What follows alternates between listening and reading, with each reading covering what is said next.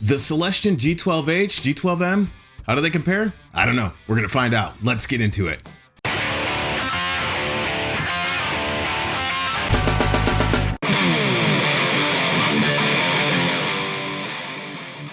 The Celestion Creamback G12H and G12M are two sides of the same coin, and because of you all, I have them here in the shed. So thanks to all of you who've made these suggestions to get to these speakers and try them out. Now, what I'd like to do is compare the two, see how they sound, how are they different, how are they similar, and what do they add together to a Tone Chase tonal palette. So with that, let's take a look at the Tone Chase rig rundown. As you can see, here's the full gamut of gear we'll be using. You've got the Ibanez TS9, which you all know is my favorite. We got the triple rectifier on tap. And realistically, we're using that SM57 to capture these. I'm not putting any additional processing or EQ on these. And what I want to look at is some of the variations between the two speakers. So you've got the G12H at 75 watts versus 65 watts of the G12M. The big difference here are their magnet types. So you've got the H magnet and the M magnet, very different. And supposedly they are responsible for the biggest tonal shifts. Now, I'm not sure if that's true or not. We'll find that out. And additionally, I want to talk about the frequency responses because they're identical, but yet they're going to sound a little different. And the reason they're going to sound a little different is, again, going back to that magnet. Now, the G12H is described as punchy, tight, cutting, where the G12M is described as warm, chewy, and balanced. So let's shoot these two out and see what they sound like tonally. And I'll give some thoughts on that. Let me go grab a guitar. We're gonna get right into this. The axe of choice for our tone chase today is my 2006 Dean Evo. It does have a Gibson Burstbucker 3 here in the bridge position, which is where we'll stay for all of our tone chasing today. Additionally, I want to unpack a little bit about how this is gonna work out. I'll start with the G12H, then I'll flip over to the G12M. We'll hear those differences. I might go back and forth once or twice, come back, give some thoughts, and we'll jump right to it. Here, let's take a listen.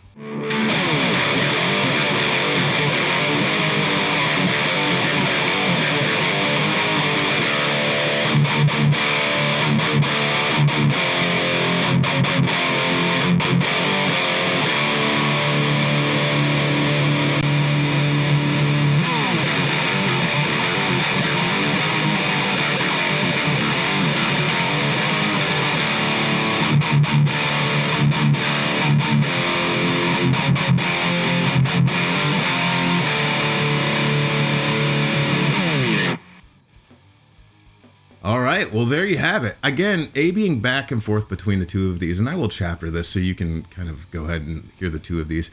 But it's fascinating to hear the difference between the H and the M. The H definitely has that punchy, tight, cutting, almost nasally in character sound to it, where the G12M is a little more greenbacky, a little more smooth on the top end. I almost feel like it's a little darker in the top end, but they definitely have the same spirit. You can tell they're from the same family is what I'm trying to say there.